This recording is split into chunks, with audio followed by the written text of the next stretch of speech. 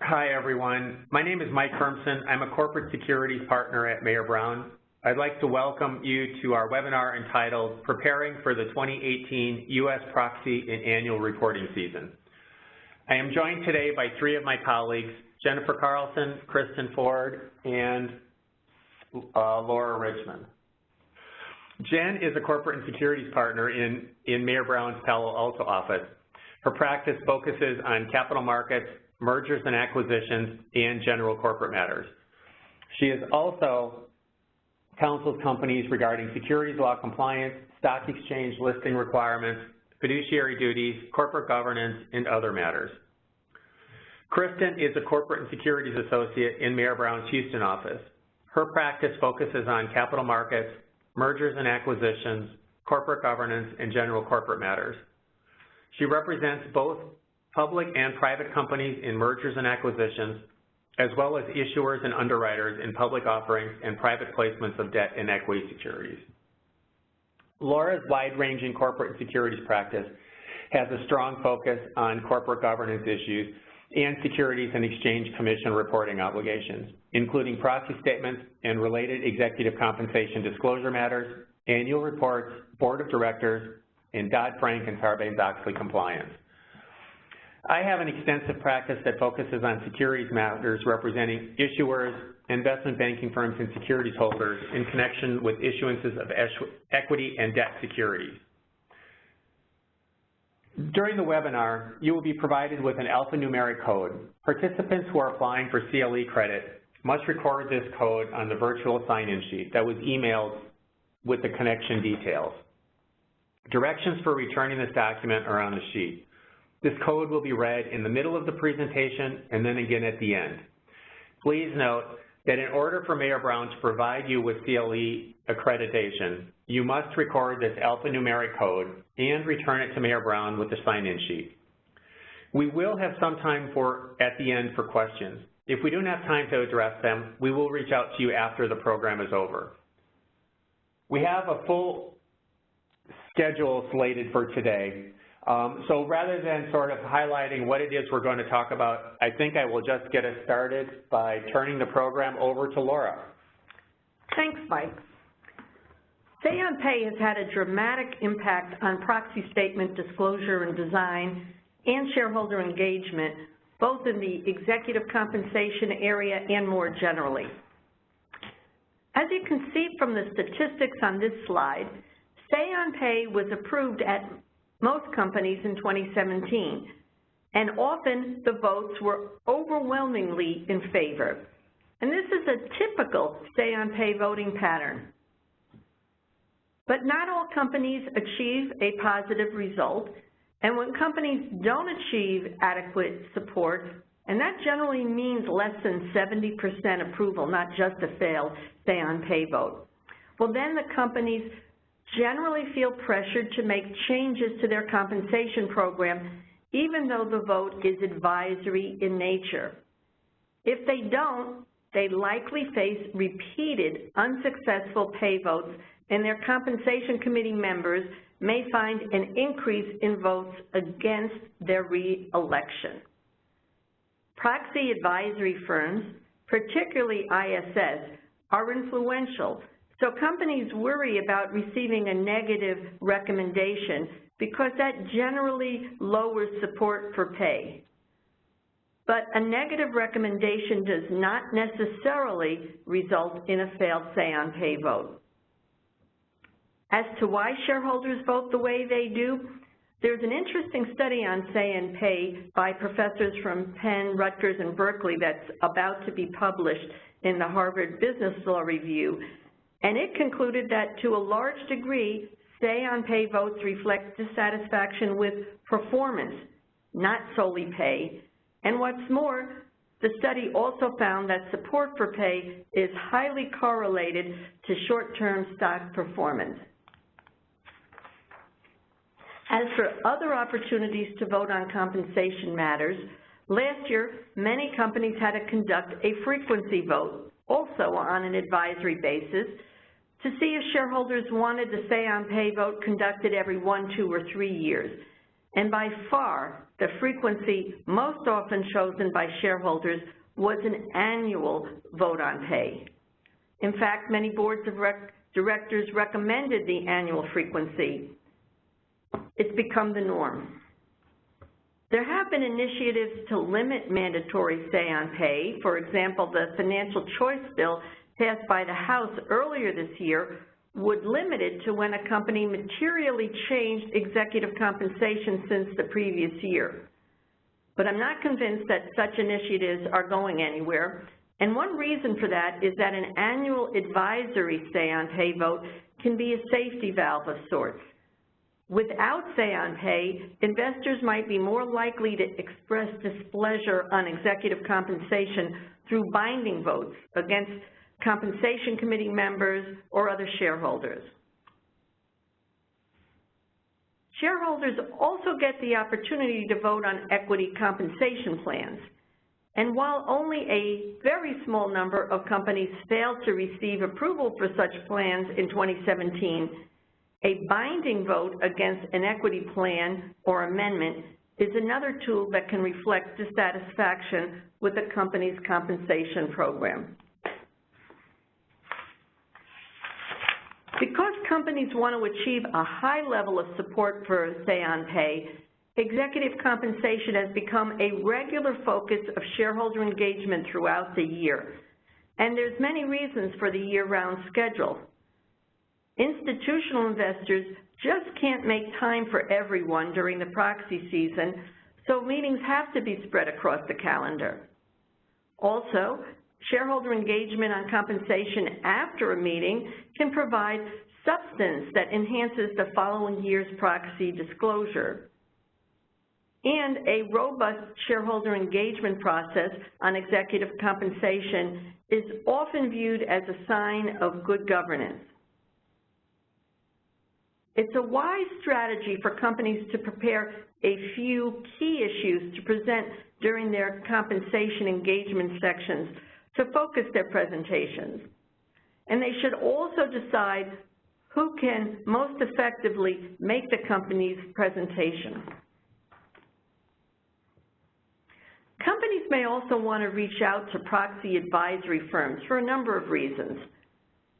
In that regard, be aware that a recent survey conducted by NASDAQ and the Chamber of Commerce found that although engagement with proxy advisors has been increasing, it appears to make little difference in outcomes for voting recommendations. But it may be worth a try. In any event, it is important to monitor these recommendations and, if possible, determine whether ISS or other advisors have accurately used current information. As a result of mandatory say-on-pay, proxy statements are now viewed as advocacy documents supporting approval of compensation rather than just required disclosure documents.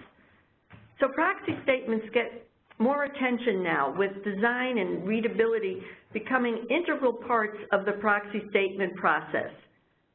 Summaries, graphics, color, design, plain English, and hyperlink table of contents are now common proxy statement features.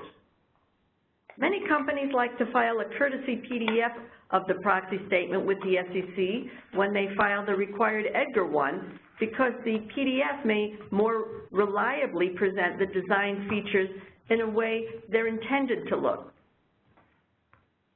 Some companies have also developed interactive online versions of the proxy statements that present the same content as the EDGAR copy, but with a format that uses a landing page with graphics and other links that you can click through.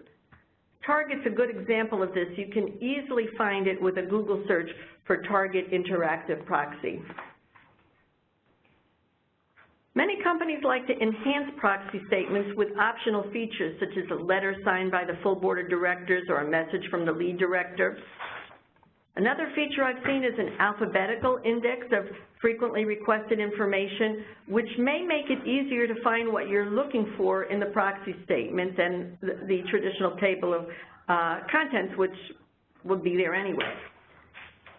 Some companies include Q&A sections on various subjects, which can then be addressed by the chairman or the lead director in the proxy statement. Other special elements can be a value statement or a goals description. ExxonMobil supplements its proxy statement with separate documents, including both an executive compensation overview and an energy and carbon summary. Compensation disclosure and analysis is key to presenting the executive compensation program. The CD&A, of course, must be responsive to all relevant SK items, but today it serves as much more than line item disclosure.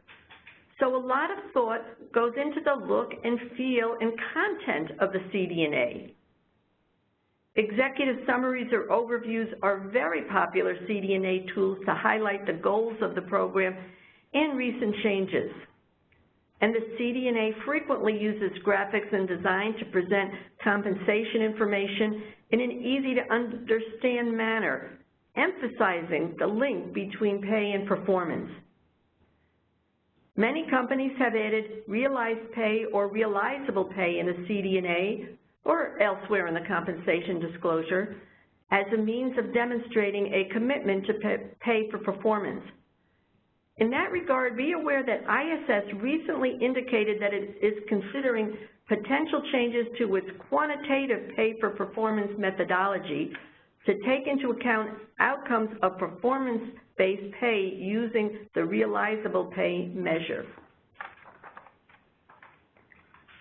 The CD&A must disclose how the Compensation Committee took the prior year Stay on Pay vote into account.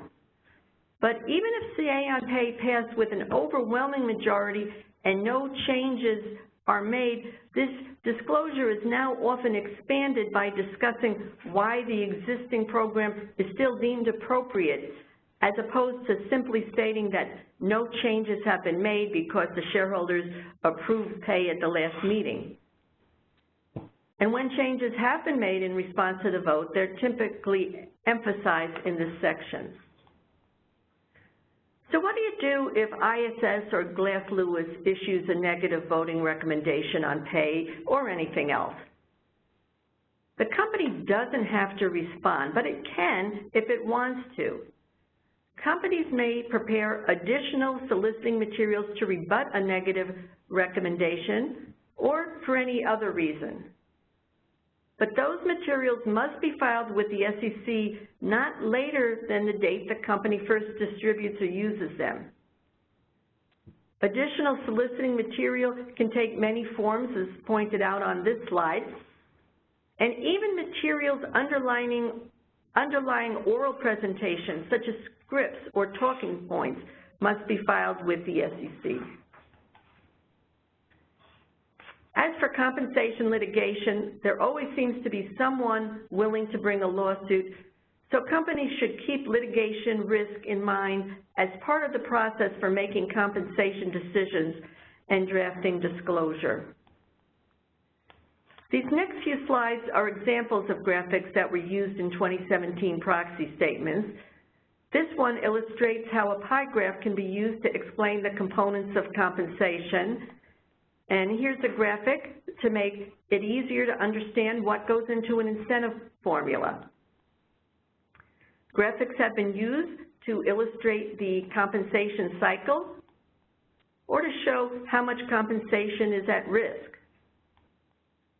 What we do and what we don't do presentations about compensation are common. And graphics and design may highlight governance practice as well as compensation. For example, here's a graphic illustrating board effectiveness and one for board diversity.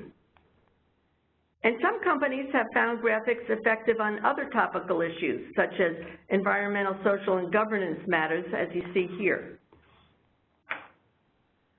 Before my time is up, I'd like to address the growing reach of investor stewardship.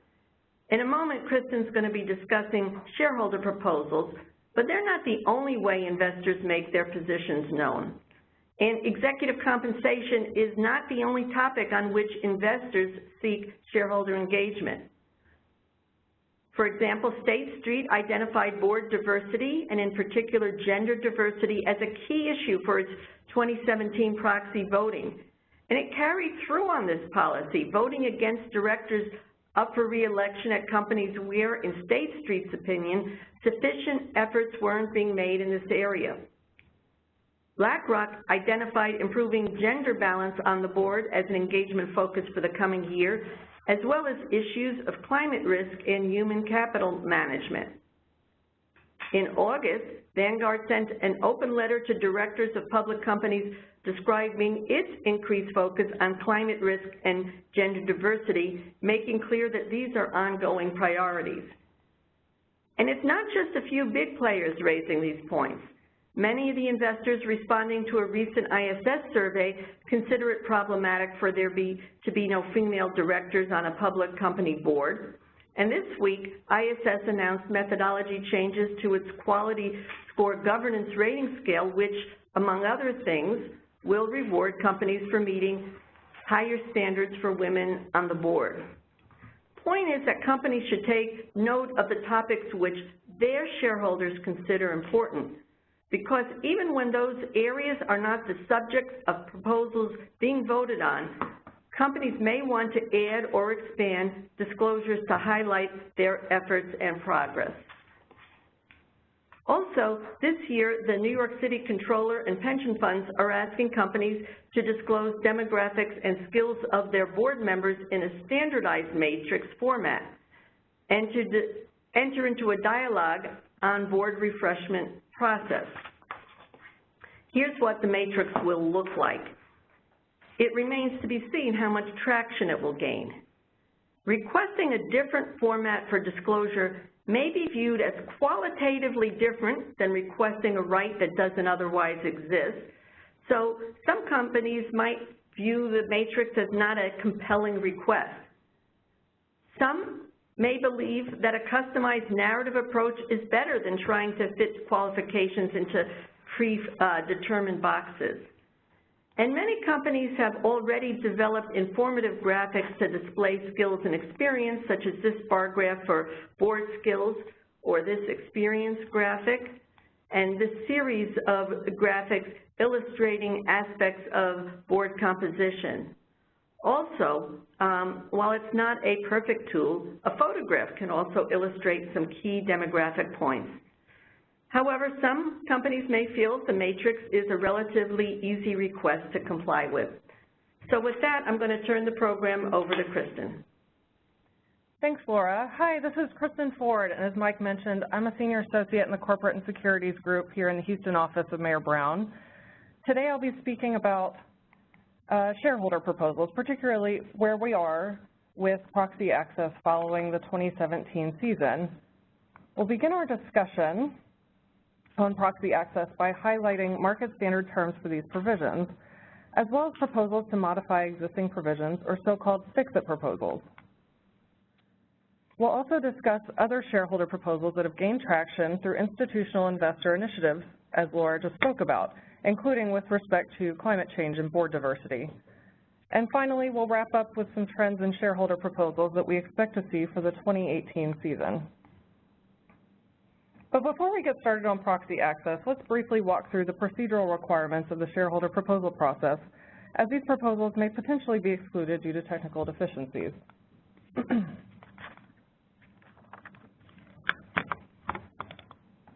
And if I could get some help advancing the slides, I'd appreciate it. Thank you. One more. There we go. Okay. Rule 14A8 provides that a shareholder will only be eligible to submit a proposal for inclusion in proxy materials if the shareholder has continuously held at least $2,000 in market value or 1% of the outstanding voting securities entitled to vote on the proposal for at least 1 year as of the date the proposal is submitted. If the shareholder holds their shares in street name, the shareholder must also provide the company with proof of ownership and eligibility from the record holder of the shares, which is typically the shareholder's broker or bank. The written statement must also confirm that the shareholder intends to continue to hold the securities through the date of the meeting. The deadline for shareholders to submit proposals for the annual meeting is typically found in the company's proxy statement from the prior year. Each shareholder may only submit one proposal per meeting, and the proposal, including any accompanying support statement, may not exceed 500 words. As previously mentioned, technical deficiencies should be focused on early in the process, as this is the company's first line of defense in excluding a proposal. The company may exclude the proposal for technical deficiencies, but only after it has notified the shareholder within 14 calendar days of receiving the proposal, and the shareholder then fails to adequately correct the issue in a timely manner. The company is not required to provide this notice if the deficiency cannot be remedied, such as if the proposal was not submitted prior to the deadline. So even if a shareholder meets the procedural and eligibility requirements under Rule 14a-8, the company may still be able to exclude the proposal on substantive grounds if the proposal meets one of the 13 substantive bases for exclusion, which are listed here on this slide and continued on the next slide. I won't read through each of these, but for purposes of proxy access and the fix-it proposals that we'll discuss in a few minutes, substantial implementation, which is highlighted here on the slide, is the most relevant basis for exclusion. In order to exclude a shareholder proposal under one of these substantive bases, the company must first notify the SEC, which is typically done through a no-action letter request. This request must be filed with the SEC no later than 80 calendar days before it files its definitive proxy statement. The shareholder proponent of the proposal may submit a response to the SEC with counter-arguments to the company's basis for exclusion. Both the incoming no-action request and any responses relating to shareholder proposals are made publicly available in the Rule 14a-8 section of the no-action letter database on the SEC's website. There have been some recent efforts to amend the shareholder proposal process from the current requirements as set out in Rule 14a-8. For instance, the Financial Choice Act, which the U.S. House of Representatives passed in June 2017, would make it more difficult for shareholders to submit proposals by increasing the share ownership threshold to 1% for a period of 3 years, thereby removing the $2,000 market value option, and prohibiting proposals by proxy, where shareholders authorize other persons to submit a proposal on their behalf. It's not yet clear when this bill will be considered by the full Senate, or if it's approved by the Senate, whether the Senate will make changes to the version of the Choice Act that was passed by the House. So further to this proposed legislation, Jay Clayton, the relatively new SEC chair, in July 2017 questioned, how much cost should the quiet shareholder, the ordinary shareholder, bear for the idiosyncratic interests of others, suggesting that reform of the shareholder proposal process may be a priority. Additionally, the U.S. Chamber of Commerce also offered recommendations to the SEC on shareholder proposal reform and tightening the eligibility requirements in a paper submitted in July 2017. So on the other hand, investor advocacy groups, such as the Council of Institutional Investors, believe that the concerns of the SEC and the Chamber of Commerce with respect to overload of shareholder proposals are exaggerated, pointing to data that most companies can expect to receive a proposal once every 7.7 years. So for now, 14a-8 continues to govern the shareholder proposal process as this debate continues, but changes could be on the horizon, although given the timing, these changes would be unlikely for the 2018 proxy season. So despite a lack of clarity on potential reform to the shareholder proposal process, a topic that has stabilized over the course of the last year is proxy access. Currently, more than 425 companies, including over 60% of the S&P 500, have adopted proxy access bylaw or charter provisions, and that percentage is expected to increase by the end of 2017. So just to back up for a moment, what is proxy access? This is shorthand for the ability of a long-term shareholder or a group of them to nominate a limited number of board candidates for election at a company's annual shareholders meeting. Many companies have enacted proxy access bylaw provisions in response to shareholder proposals, and there was an uptick in these proposals as a result of the 2014 Board Accountability Project that was launched by the New York City Comptroller and the New York City Pension Funds. To date, although proxy access bylaw provisions are quite prevalent, proxy access has only actually been used once in the U.S. in November 2016. In that case, the nomination was withdrawn when the shareholders that invoked the use of proxy access did not meet the eligibility requirements. So as mentioned, following the launch of the Board Accountability Project in 2014, proxy access was quite a hot topic in 2015 and 2016. For 2017, proxy access was almost a non-event. While over 170 resolutions were filed, only 30% ever reached ballots due to negotiated withdrawals and omissions. Although fewer proposals reached ballots, those that did generally had a higher success rate than in 2016, receiving 58.2% average support. Changes to investor voting policies have also added pressure on companies to adopt proxy access in response to proposals. For example, Fidelity Investments reversed its historical position of opposing proxy access and began supporting market standard provisions. Therefore, companies could no longer rely on opposition votes from large investors, such as Fidelity, to defeat proxy access proposals, and many have opted instead to adopt market standard provisions that we'll discuss in a few minutes. Although this graph on the slide here is from December 2016, you can see how the number of proxy access proposals has leveled out following the surge in 2014 and 2015, now that proxy access has become more mainstream. As alluded to, given the sheer number of companies that have adopted proxy access bylaw provisions, market standard provisions have emerged, known shorthand as 3-3-2020. This translates to a required ownership threshold of 3% for 3 years, allowing aggregation of up to 20 shareholders to reach this ownership threshold, and limiting the number of proxy access nominees to 20% of the board, often with a minimum of 2 nominees. These provisions also frequently specify a minimum number of support for renominations in future years. Given that many large U.S. companies have adopted proxy access, there has been a new wave of shareholder proposals seeking to amend previously adopted provisions in order to broaden the rights provided thereunder. These so-called fix-it proposals typically seek to amend one or more features of existing proxy access provisions, such as by raising the maximum number of directors eligible for election or increasing or eliminating aggregation limits. Where a company's proxy access provision is in line with the 3-3-2020 market standard, the SEC is likely to allow the fix-it proposal to be excluded on the substantive basis of being substantially implemented.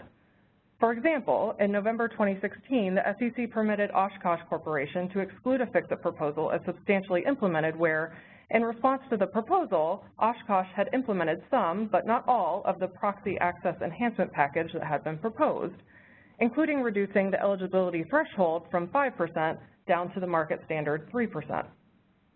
For single-issue fix-it proposals seeking to increase the aggregation limit to 50 shareholders, the SEC has permitted the exclusion as substantially implemented where the company includes information in its no-action request about its institutional investor base to demonstrate that a higher aggregation limit would not impact proxy access in a meaningful way.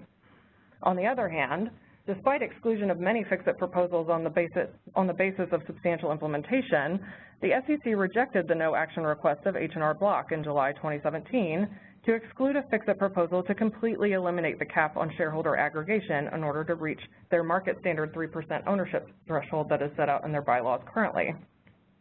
So for 2018, we'll likely continue to see fix-it proposals, such as the one eliminating the aggregation cap that survived H&R Block's no-action request. For instance, Franklin Resources has already received a proxy access enhancement package proposal that seeks to eliminate the aggregation cap on its existing provision, among other requested amendments to its existing proxy access provisions. Despite the high frequency of these fix-it proposals, support was consistently low in 2017, and we expect the same level of support in 2018. In addition to proxy access, environmental and social-related proposals made significant headway in 2017, in part due to the institutional investors shifting their voting policies in favor of these proposals and putting pressure on companies to increase disclosure for issues that they deem material to shareholder value. Particularly interesting for the energy clients that we work with in Houston are the climate change proposals that we saw in 2017. As you can see from the chart on the slide, proposals relating to environmental concerns were the most prevalent proposals introduced, outpacing political spending and lobbying proposals, which are always high on the list. While the sheer number of environmental and climate change proposals was impressive, 3 of the proposals received majority support for the first time. These 3 proposals were predicated on the November 2016 implementation of the Paris Agreement and proposed that each of ExxonMobil, Occidental, and PPL publish an annual assessment of the long-term portfolio impacts of technological advances and global climate change policies consistent with government policies to limit global average temperature rise to well below 2 degrees Celsius, and these are known then as 2 degrees Celsius proposals. The New York State Common Retirement Fund was the lead sponsor of the proposals at ExxonMobil and PPL, while the California Public Employees Retirement System was the lead sponsor of the proposal at Occidental. In 2016, ExxonMobil and Oxy received similar proposals, but the proposals did not receive majority support. However, in 2017, many large institutional investors shifted their votes, such as BlackRock and Vanguard, thereby resulting in the proposals obtaining majority support. Notably, Chevron received a similar 2 degrees Celsius proposal in 2017, which was withdrawn once Chevron published its 2017 Climate Risk Management Report.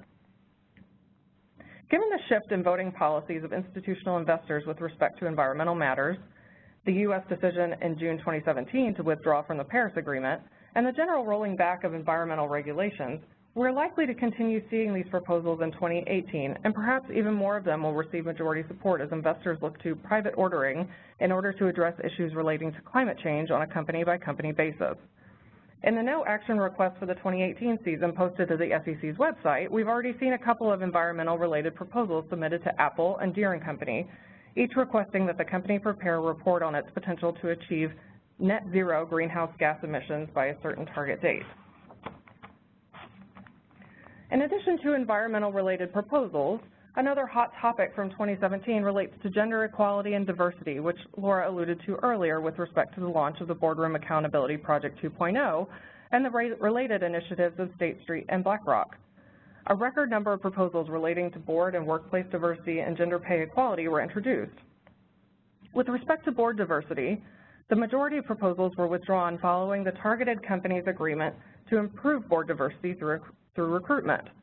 Voting momentum for these proposals increased incrementally, with average support up 27.7% from 24.8% in 2016, and 2 proposals receiving majority approval at Cognex and Hudson Pacific. Big players like BlackRock are supporting these proposals as part of their initiatives that Laura spoke about. For instance, BlackRock supported 8 out of 9 board diversity proposals in 2017. With respect to workplace diversity, the number of proposals doubled in 2017 versus 2016. Many of these proposals were withdrawn when companies agreed to publish workforce diversity data. No proposals obtained majority approval, but support marginally increased as compared to 2016.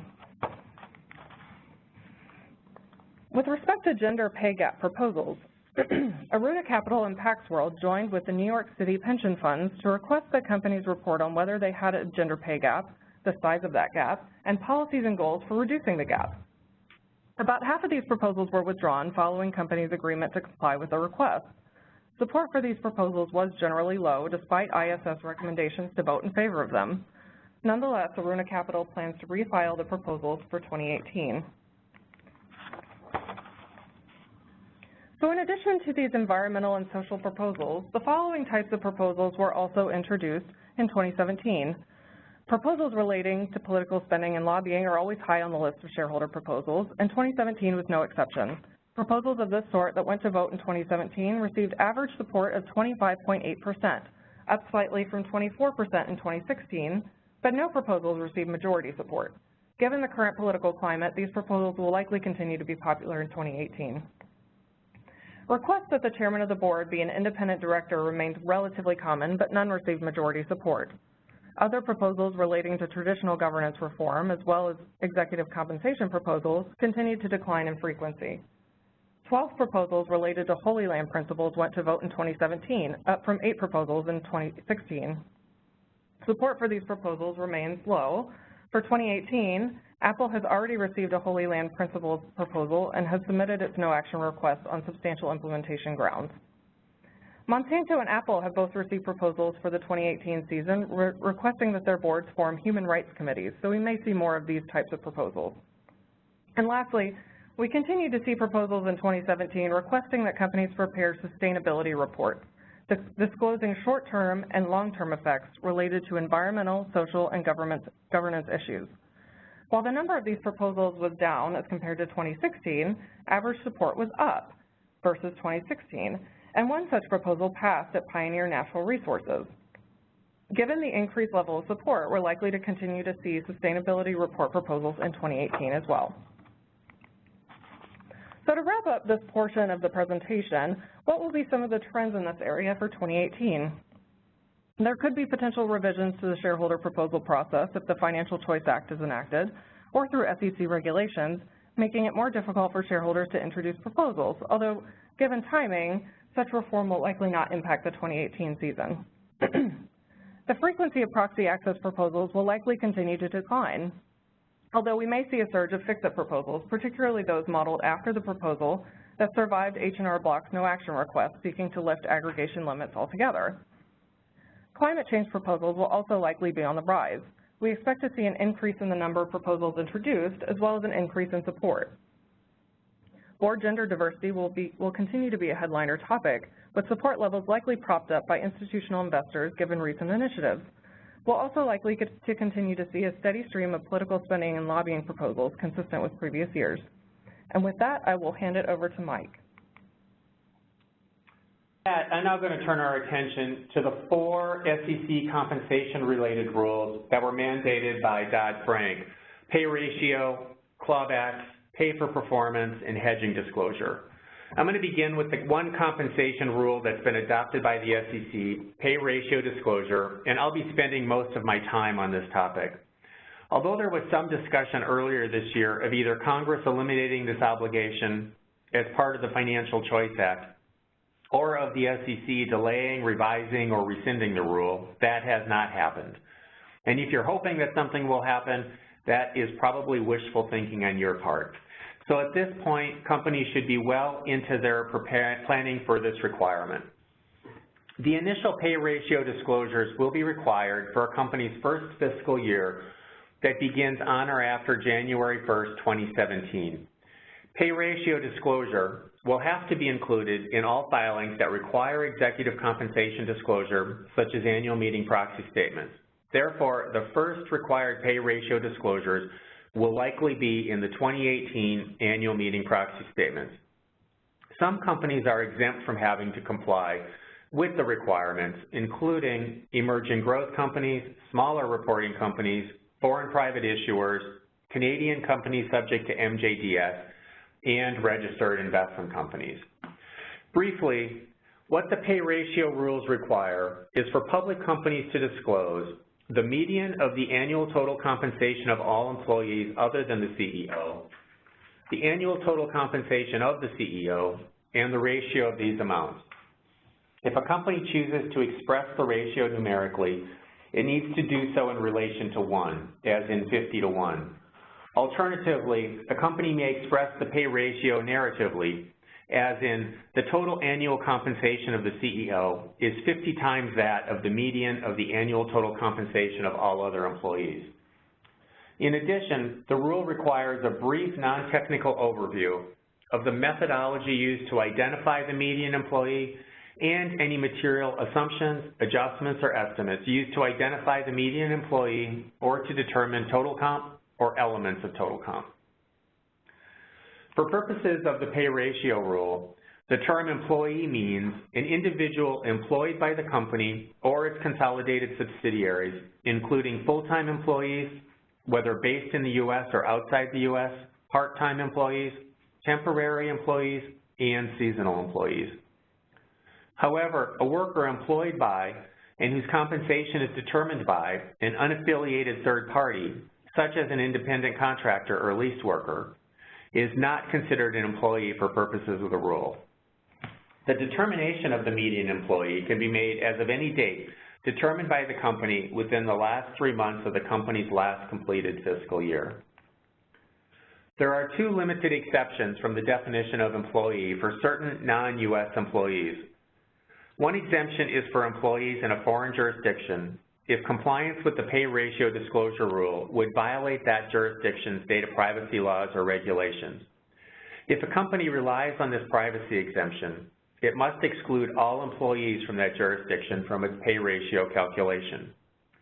There are some hoops that have to be jumped through in order to rely on the exemption, including exercising reasonable efforts to obtain a waiver from any applicable data privacy requirements, obtaining a legal opinion that the data privacy provisions apply, and providing certain disclosure regarding reliance on the exemption. The SEC also provided a de minimis exemption for non-U.S. employees. A company may exclude up to 5% of its non-U.S. employees from its pay ratio calculation. However, if the company excludes any employees in a particular non-U.S. jurisdiction, it must exclude all employees in that jurisdiction. As a result, if more than 5% of a company's employees are in one non-U.S. jurisdiction, then no employees in that jurisdiction may be excluded in reliance on this exemption. In addition, employees excluded pursuant to the privacy exemption will count towards the 5% limit for the de minimis exemption. Finally, as with the other exemption, if this exemption is being relied upon, certain disclosure must be provided regarding reliance on the exemption. The pay ratio disclosure rule gives companies the flexibility to select a method for identifying the median employee that is appropriate to the size and structure of their businesses and compensation programs. Companies may determine the median employee based on any consistently used compensation measure, or CACM, such as compensation amounts reported in its tax and/or payroll records, total comp regarding their full employee population, statistical sampling, or any other reasonable method. The rule permits companies to identify the median employee only once every 3 years, as long as there has been no change in employee population or employee compensation arrangements that would significantly change the pay ratio disclosure. Once the median employee has been identified, the total compensation for that employee will have to be calculated consistent with the requirements for calculating the CEO's total comp for purposes of the summary compensation table. In determining the median employee and calculating his or her compensation, a company is permitted to use a cost of living adjustment for employees living in jurisdictions other than the jurisdiction in which the CEO resides. But if a company does this, it will have to present the employee's information with and without the cost of living adjustment. There are a couple of other exemptions that I just want to mention. One is pay ratio disclosure is not required to be included in the prospectus for an IPO, and individuals who become employees as a result of a business combination or the acquisition of a business can be omitted from the company's identification of the median employee for the fiscal year in which the transaction becomes effective. In September of this year, the SEC issued an interpretive release to assist companies in their efforts to comply with the new requirements.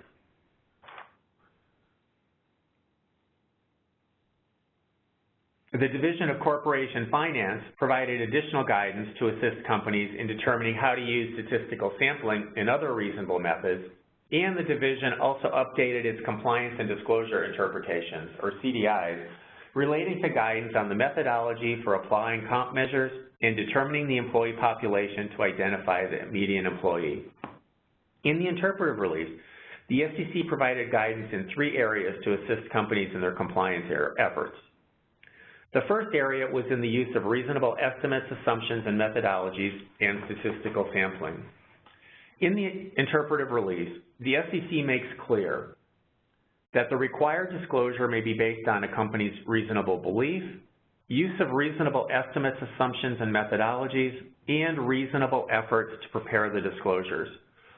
Further, the SEC stated that, in its view, if a company uses reasonable estimates, assumptions, or methodologies, the pay ratio and related disclosure that results from such use would not provide the basis for SEC enforcement action unless the disclosure was made or reaffirmed without a reasonable basis or was provided other than in good faith. The second area relates to how existing internal records can be used. The SEC gave a couple of examples, but the important takeaway is that a company may use internal records in determining the median employee. The third area relates to whether independent contractors should be considered employees for purposes of the rule. The SEC makes clear that the exception from the definition of employee for independent contractors included in the rule was not intended to serve as an exclusive basis for determining whether a worker is an employee. The SEC said that a company could apply a widely recognized test under another area of law that it otherwise uses, such as employment or tax law, for this purpose.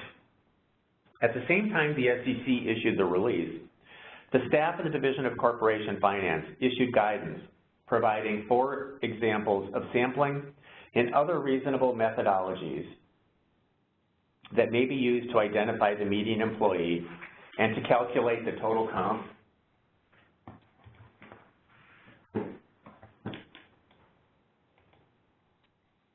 of any element or any elements of total comp for employees. First, the division noted that companies may combine the use of reasonable estimates with the use of statistical sampling or other reasonable methodologies in preparing their disclosures. Mixing and matching will work. A company doesn't need to just use one methodology. Second, the division gave examples of sampling methods that companies may use alone or in combination, all of which are too technical for us to discuss here. Third, the division gave examples of situations where companies may use reasonable estimates, including in analyzing the composition of the company's workforce, evaluating the likelihood of significant changes in employee comp from year to year, and identifying the median employee. Fourth, the division identified several examples of common statistical techniques and methodologies that companies may consider reasonable, including using reasonable methods of imputing or correcting missing values and using reasonable methods of addressing extreme observations and outliers.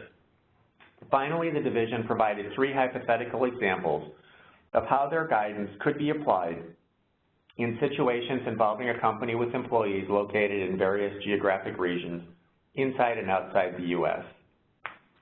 As of today, the Division of Corporation Finance has published 5 CDIs relating to selecting a methodology for applying comp measures and determining the employee population to identify the median employee. One CDI makes clear that a company may not use exclusively hourly or annual rates of pay as its CACM. Another CDI discusses time period issues involved in identifying the median employee through a CACM. This CDI observes that when a company uses a CACM to identify its median employee, it does not have to use a period that includes the employee population determination date or a full annual period. A CACM may consist of annual total comp from a prior fiscal year, so long as there has not been a change in the company's employee population or comp arrangements that would result in a significant change of its pay distribution to its workforce. So a company won't necessarily have to redo all of the work each year. A third CDI deals with furloughed employees and specifies that a company must first determine whether its furloughed workers will be treated as employees, which is a matter of fact and circumstances. A fourth CDI makes clear that any appropriate measure that reasonably reflects the annual comp of employees could serve as a CACM. For example, a company may use internal records that reasonably reflect annual comp to identify the median employee, even if those records do not include every element of compensation, such as equity awards widely distributed to employees. The final CDI makes clear that the staff will not object if a company discloses the pay ratio as a reasonable estimate calculated in a manner consistent with the requirements. This position recognizes that the use of estimates, assumptions, adjustments, and statistical sampling permitted by the rule may cause a degree of imprecision. The upshot of all this guidance from the SEC is to try and ease the compliance burden on issuers and help to provide insight into how the SEC is thinking about the disclosures that will be filed next year. I want to leave you with a few practical considerations to keep in mind. The first, which actually isn't on the list, but it's that we expect there to be a great variety in what the disclosures will look like this year. The SEC has provided some guidance, but also has given issuers a lot of flexibility, and we expect to see, as I said, a wide variety in what we're actually going to be looking at when these proxy statements come out. Another consideration to keep in mind is that the pay ratio disclosures will be filed, not furnished. Therefore, they will be subject to certifications by the CEO and the CFO and subject to potential securities law liabilities. The first compliance date is fast approaching. Companies should already be determining the methodology they will use to select the median employee and calculate and report their pay ratio disclosure, and if necessary, coordinating their reporting systems in various jurisdictions. Companies should be developing adequate disclosure controls and procedures to ensure compliance. Additional interpretations may come out of the SEC before the first disclosures are required, so stay tuned. Companies should also consider the practical impact of pay ratio disclosure on its employee population and whether it will create any employee morale issues. While employees as a group may share a general interest in the ratio of the CEO's pay to the median employee, many employees may react to the pay ratio disclosure more personally, wanting to know why their compensation is in the bottom half or why their compensation is only in the middle of the compensation spectrum. Therefore, in addition to planning for public pay ratio disclosure, companies should be planning on how they will handle internal employee communications on this subject. Consider where you will put the pay ratio disclosure in the proxy statement. Although there is a relationship between pay ratio and some of the other disclosures in the proxy statement, such as CDA, it should be its own standalone section that doesn't unnecessarily repeat other information being disclosed. Also consider whether, in addition to the required disclosures, you will provide additional narrative disclosures. Optional disclosures to consider include explanations, rationale or context for any of the required disclosure, such as referencing the CD&A for how the amounts of CEO pay are determined, and describing how geographical, regional, experience, and skill differences impact the pay ratio. The narrative portion of the pay ratio disclosure may be sensitive. Therefore, it's important to prepare a draft of the disclosure early and circulate it to senior management, the comp committee, and any compensation consultants. Recognize that pay equality is a political issue. Therefore, the disclosure may be of interest to stakeholders who aren't necessarily shareholders. And the final practical consideration, some states and municipalities are considering new taxes on companies with pay ratios exceeding specified levels. For example, Portland, Oregon approved a variable sliding surcharge on the company city's business tax if the CEO earns more than 100 times the median pay of the other officers. As part of getting ready for the pay ratio disclosure, companies should determine, based on where they do business, whether their pay ratios will trigger additional taxation by any state or municipality. The next three slides all deal with Dodd-Frank compensation rules, clawbacks, pay for performance, and hedging that have not been adopted. I'm not going to go in detail over these three slides. We will be distributing the slides, so you will get copies of them in case you need to refresh your memory what's there. But all three rules were proposed for adoption by the SEC in 2015. I won't go back over them, but they are highlighted on the slides you will receive. None of the proposals have been adopted, and based on the SEC's most recent rule writing agenda, we don't expect to see any action on these proposals in the foreseeable future. However, with respect to clawbacks and the hedging disclosure, similar to some of the issues that Kristen mentioned before, we are seeing some private ordering at work. Many public companies already have a clawback requirement, either as a governance matter or to address concerns of a proxy advisory firm. There are many variations of the policy currently in effect, but few, if any, of them go as far as what would be required by the proposed rule. Many of the companies already discuss hedging policies in their CD&A, either to address concerns of proxy advisory firms or in response to Item 402B of Regulation SK, which requires disclosure of material information necessary to understand compensation policies and includes hedging policies as an example of information that should be provided if material. And with that, I am going to turn it over to Jen, who will get us going in the last part of our program. Thanks, Mike. For the last part of our program, I'll discuss some additional disclosure issues and annual meeting logistics. First, last week on October 23rd, the SEC approved the PCAOB's proposal to adopt AS 3101. The new standard will require auditors to disclose significantly more to investors about what they learned during a company's audit. Beginning with audit periods ending on or after December 15th, 2017, the auditor's report must be reformatted and include new information to help clarify the auditor's role and responsibilities related to the audit. Next slide, please.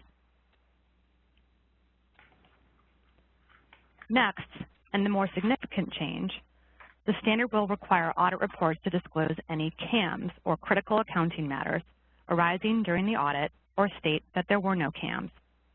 A CAM is any matter arising from the audit of the financial statements that was communicated or required to be communicated to the audit committee, and that 1, relates to accounts or disclosures that are material to the financial statements, and 2, involve especially challenging, subjective, or complex auditor judgment.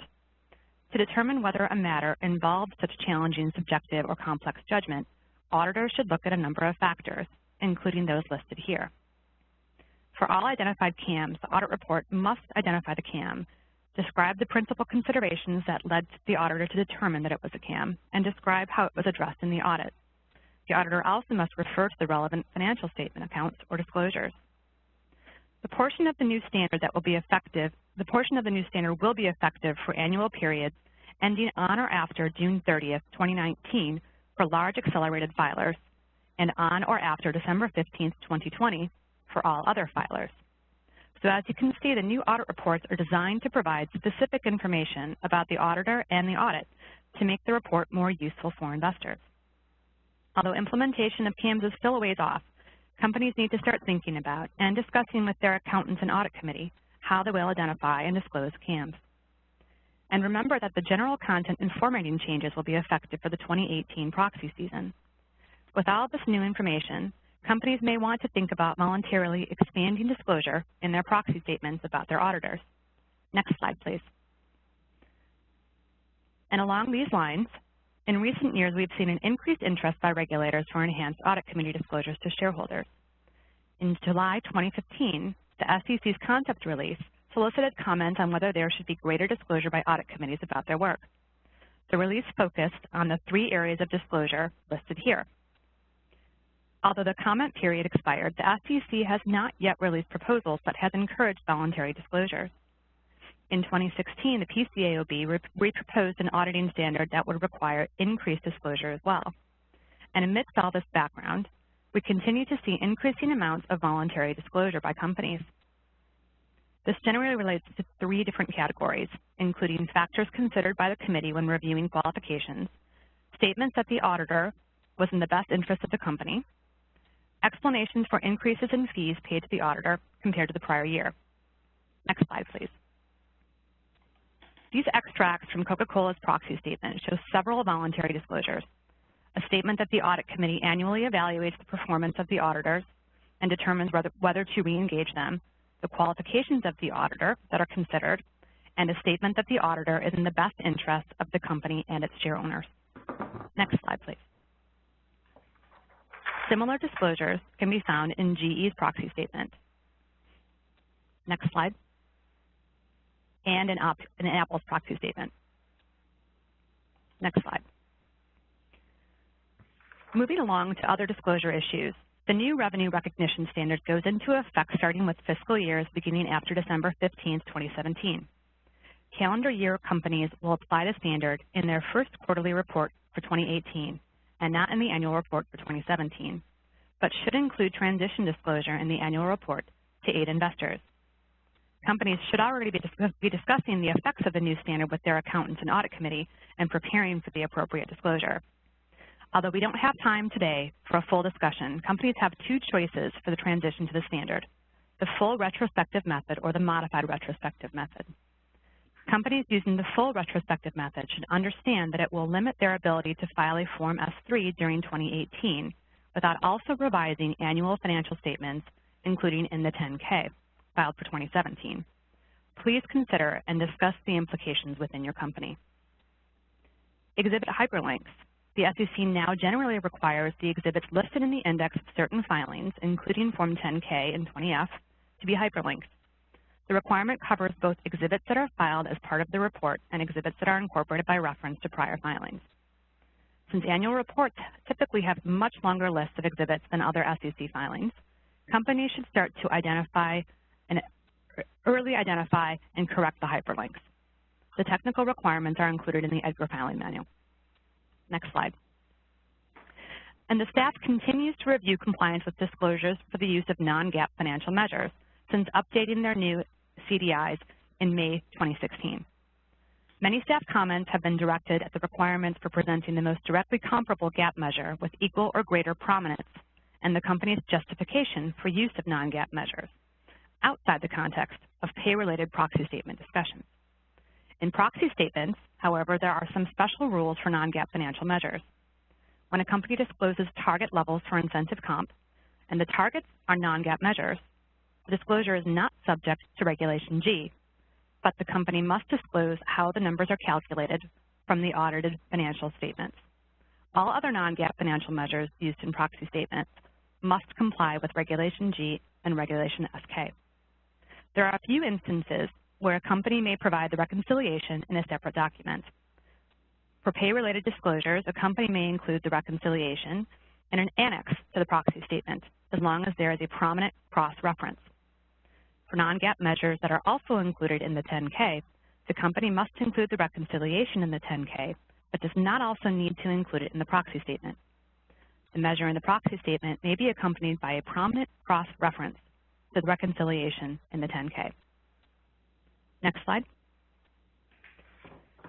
In connection with preparing the annual report, companies also need to review their risk factors to ensure they adequately reflect current risks the company faces. In particular, the company should focus on any new risk factors that may be needed, or perhaps existing risk factors that should be expanded to match the company's risk profile in the current environment. We've listed here some key risk factors to consider at this time.